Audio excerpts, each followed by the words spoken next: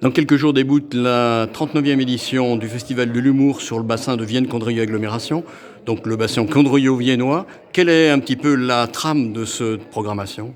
La trame depuis 39 ans, l'idée, c'est la thématique, c'est l'humour avant tout. Après on n'a pas un choix spécifique, on ne fait pas que de l'humour musical, du one-man show, one-woman show. C'est l'ensemble en général qui fait que cette programmation est plutôt hétéroclite sur cette thématique humour. Alors, cette année, il y a un petit clin d'œil forcément en période préélectorale. Donc il y a 2-3 spectacles très axés autour de la politique, pas forcément locale, mais plutôt nationale.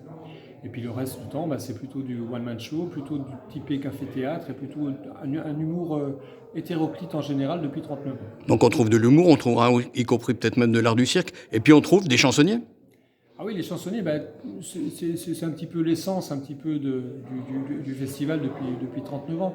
Chansonnier, ça parle de l'actualité journalière, je dirais. Et puis cette année, on a avec Jean-Patrick Douillon un des monstres du chansonnier au niveau national. Oui.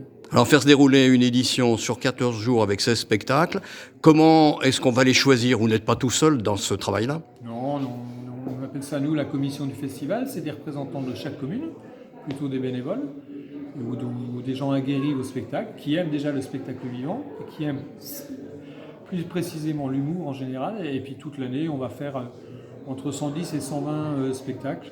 Et dans les 120 spectacles, on va en repérer une dizaine, une douzaine, une quinzaine. Alors, on va sur Lyon, on va sur Paris, on va sur Grenoble, sur les bons cafés-théâtres. Et puis on va surtout à Avignon, pendant le festival d'Avignon, le festival off, où il y a plus de 1000 spectacles proposés. Et là, on voit en l'occurrence, en plus, on va voir entre 80 et 100 spectacles supplémentaires. Dernière question sur ce thème-là. En 40 ans, vous avez fidélisé bien sûr des artistes, mais vous avez aussi pris une notoriété? Une notoriété, je ne sais pas. Toi, une notoriété locale, je ne sais pas. Plus que locale quand même. Ouais, mais j'en suis... En fait, on n'est même pas sur cette thématique-là. Nous, s'il y a une notoriété, c'est que les salles sont pleines avec des gens qui habitent sur le territoire. Alors, les gens qui sont extérieurs à Vienne-Condrieu-Aglo sont les bienvenus, bien évidemment. Mais on travaille, toi, ce festival est lié vraiment au micro-territoire de chaque commune.